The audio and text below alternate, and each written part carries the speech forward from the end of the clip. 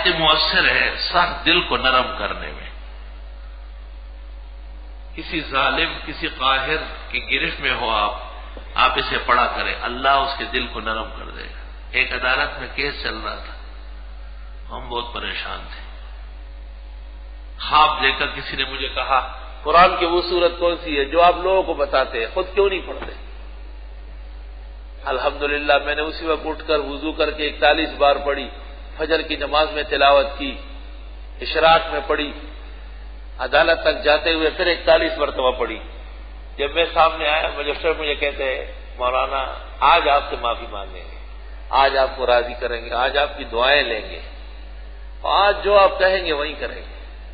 دیکھو سورہ تغابن, میں حیران ہو گیا, یا اللہ پہلے ہی پڑھ لیں. سورہ تغابن بیماریوں کے دور کرنے میں اللہ تعالیٰ کی بہت ہی سوغات ہے. ہر قسم کے ظاہری اور باطنی مرض اس کے دور کرنے کا زبردست مجرب ہے.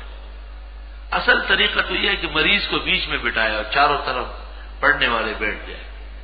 وقت فجر افضل اولا ہے,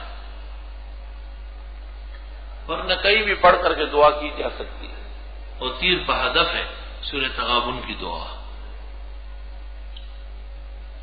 ویسے کسی کو کوئی مشکل درپیش ہو تو تغابن کو شروع کر لے, 41 مرتبہ اول پڑھ لے, اور پھر اس وقت تک ناغہ نہ کرے جب تک کام ہوا نہیں ہے.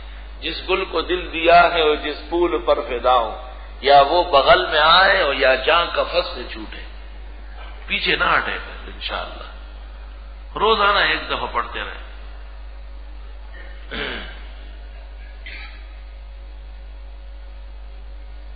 میں حیران ہوتا تھا کہ میں جب بھی سورہ تغابن پڑھوں تو طبیعت خراب ہو جائے. یار عقیدہ ہمارا یہ ہے کہ ہر صورت میں کمال ہے اور شفا ہے, اور نحوست اور تکلیف کسی صورت میں نہیں ہے. جیسے بعض عوام میں مشہور ہے فلاں صورت گرم ہے, فلاں جلالی ہے, یہ سب بکواس بے کمالی ہے. ہر صورت میں کمال و شفا ہے, ایک دوسرے سے بڑھ کر ہے, کم کوئی نہیں. تفسیر مسلمہ ہے, تنقیص نہیں ہے اہل سنت کیا.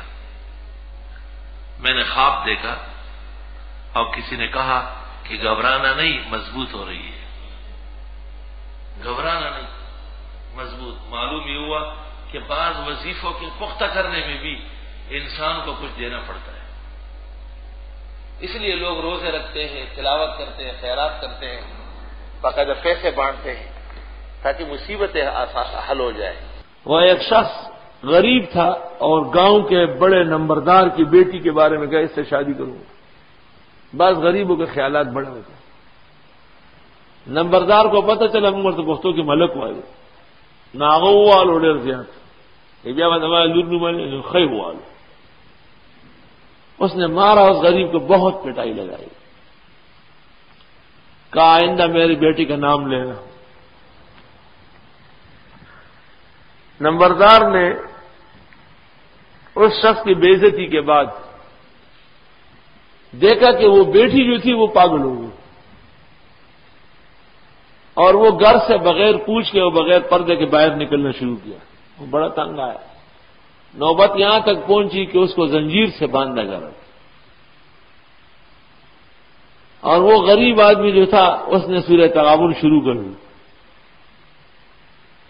ہر قسم کے علاج کے بعد اخیر میں نمبردار کو کہا گیا کہ کسی غریب و عاجز کا دل دکھایا ہے اور اس کی آہ پڑی.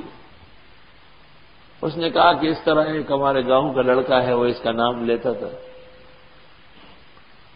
تو اس بزرگ نے کہا کہ اس سے معافی مانگی جائے. تو وہ آیا اس کے گھر اور اس کو کہا کہ بس معافی بھی مانگتا ہوں اور لڑکی تیار ہے, بس آپ شادی کر لو. وہ تو ویسی دیوانی تھی. وہ جب نکاح ہو گیا وہ بالکل صحت مند ہو گئی. آج لوگ اس لیے فیض نہیں ہوتا, بس ایک وظیفہ کر لیا فوراً مجھے لکھ لیتے ہیں میں نے کر لیا کام نہیں ہوا. جیسے کوئی کہ ڈاکخانے چلے گیا وہاں سے پارسل نہیں ملا. شرم تم کو مگر نہیں آتی. جو لوگ یہ کہتے ہیں کہ ہم نے کیا اور کام نہیں ہوا, امام غزالی نے لکھا ہے بادشاہ کو چاہیے ان کی گردنیں کاٹے. یہ خدا کی ذات و صفات کے منکر ہے. اجلت کی کیا ضرورت ہے؟ حدیث میں ہے اللہ بندے کی دعا قبول کرتا ہے, یہاں تک کہ وہ کہے کہ میں نے دعا مانگی اور قبول نہیں ہوئی. تو اللہ اس سے منہ موڑ لیتا ہے۔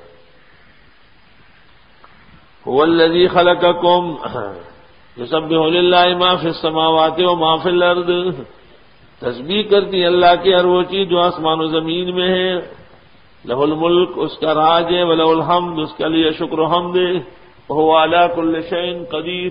چار مسئلے صورت میں آ گئے، اللہ کی تسبیح ایک، اللہ کا ملک دو، اللہ کا حمد تین، اللہ کی قدرت چار۔